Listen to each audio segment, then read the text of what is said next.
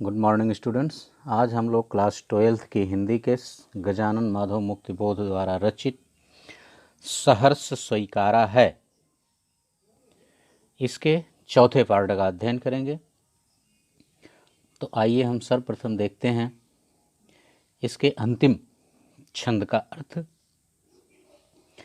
देखिए, सचमुच मुझे दंड दो कि हो जाऊं पाताली, अंधेरे की गुहाओं में, बिबरों में, धुएं के बादलों में, बिल्कुल मैं लापता। लापता कि वहां भी तो तुम्हारा ही सहारा है। देखिए, कवि जो है यह अपने जीवन में मिलने वाले सुख दुख,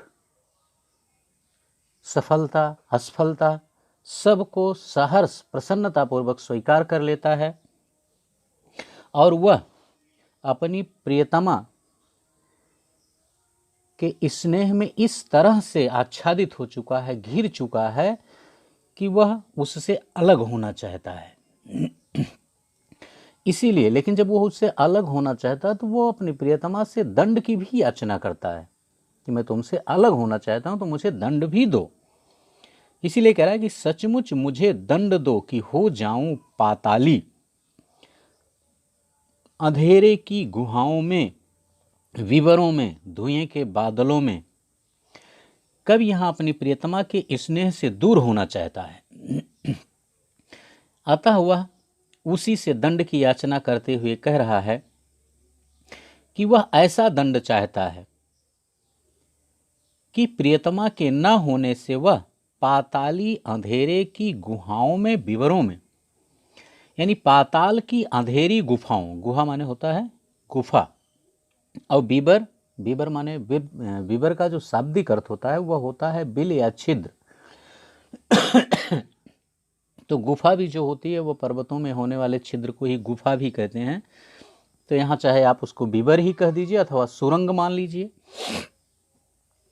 यानी कवि जो है वह अपनी प्रियतमा के न होने से पाताल की अंधेरी गुफाओं व बीबरों में खो जाना चाहता है। ठीक है ना।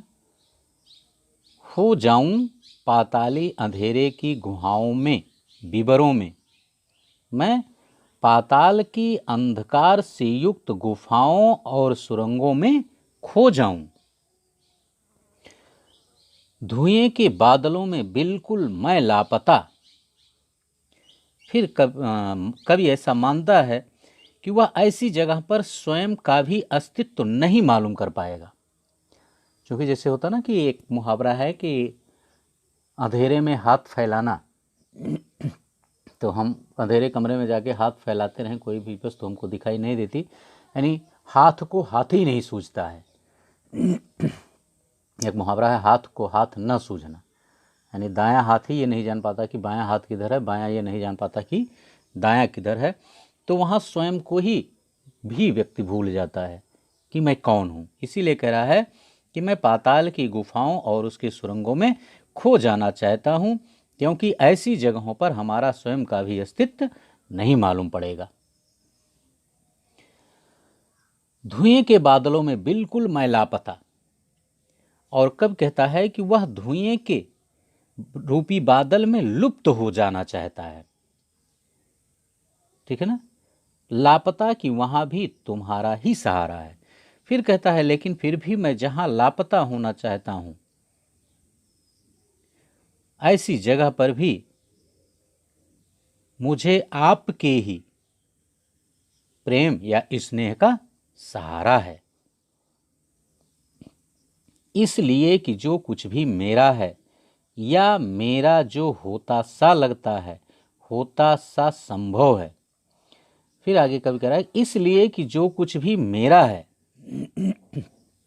कवि कहता है कि मेरे जीवन में जो कुछ भी है या जो कुछ भी होता सा लगता है, अर्थात जो कुछ भी मेरा अपना सा प्रतीत हो रहा है या होता सा संभव है अथवा जो कुछ होने वाला है, यानी इस संसार में मेरा जो कुछ भी है अथवा मेरा जो कुछ होता हुआ सा प्रतीत होता है अथवा मेरा जो कुछ होने वाला है, ठीक है ना, सभी वह तुम्हारे ही कारण के कार्यों का घेरा है।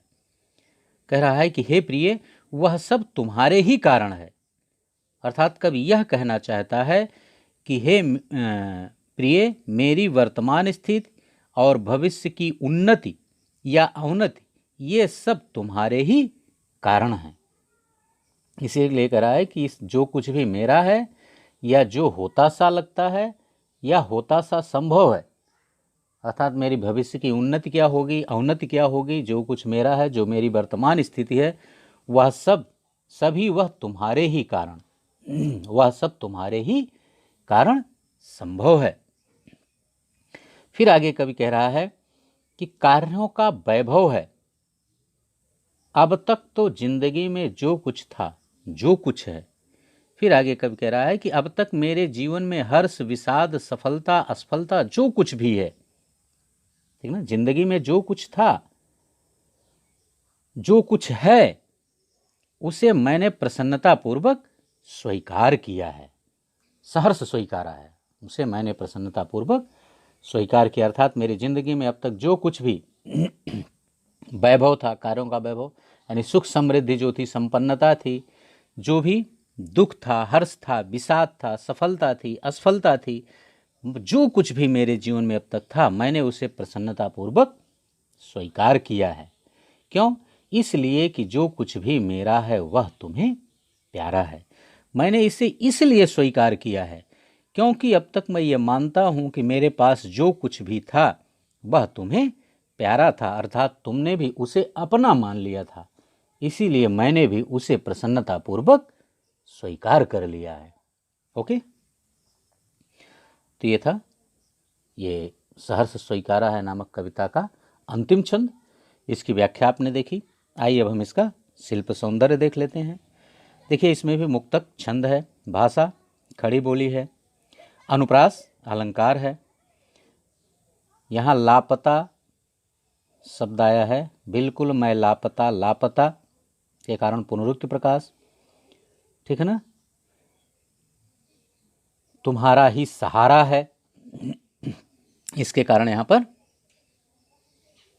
विरोधाभास अलंकार भी है कि वह भूलना भी चाहता है और कहता है कि तुम्हारा ही सहारा भी, मैं तुम्हें भूलना भी चाहता हूँ और तुम्हारा ही सहारा भी है। तो ये विरोधी बातें हैं, इसलिए विरोधाभास अलंकार है यहाँ पर।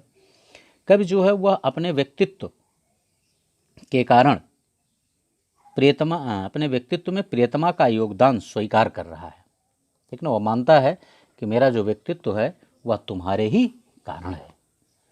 तो ये था इसका शिल्प सौंदर्य। आइए इस अंतिम छंद पर भी आधारित जो 4 प्रश्न हैं उनका उत्तर हम देख लेते हैं। देखिए, यहाँ जो पहला प्रश्न है, कवि दंड पाने की इच्छा क्यों रखता है। देखिए, कवि जो है वह पढ़ा अपने पीछे कि कवि जो है अपनी प्रियतमा को भूलना चाहता है और उसके बिना निवास करना चाहता है, क्योंकि वह मानता है कि अब तक मैं आपके ही सहारे रहा, इसीलिए मेरी आत्मा अत्यधिक कमजोर हो गई है। तो इसीलिए कवि जो है अपने प्रियतमा के बिना अकेले रहना चाहता है और वह एकदम अंधेरे में खो जाना चाहता है, ठीक ना। और अपनी प्रिया से अत्यधिक स्नेह ने उसे भीतर ही भीतर कमजोर बना दिया है, जिससे वह स्वयं को प्रिया का दोषी मानता है, इसीलिए वह दंड भी पाना चाहता है। ओके, दूसरा प्रश्न, कवि दंड स्वरूप कहाँ जाना चाहता है और क्यों। कवि दंड स्वरूप घने अंधकार वाली गुफाओं में, सुरंगों में या बादलों में छिप जाना चाहता है, क्योंकि इससे वह अपनी प्रिया से दूर रहकर अकेला जीना सीख लेगा, इसीलिए शायद वह ऐसा चाह रहा है। ओके, तीसरा प्रश्न, प्रियतमा के बारे में कवि क्या अनुभव करता है। देखिए, कवि अपनी प्रियतमा के बारे में अनुभव करता है कि उसके जीवन की हर गतिविधि पर उसी की छाया है, उसका ही सहारा है, पढ़ा आपने भी।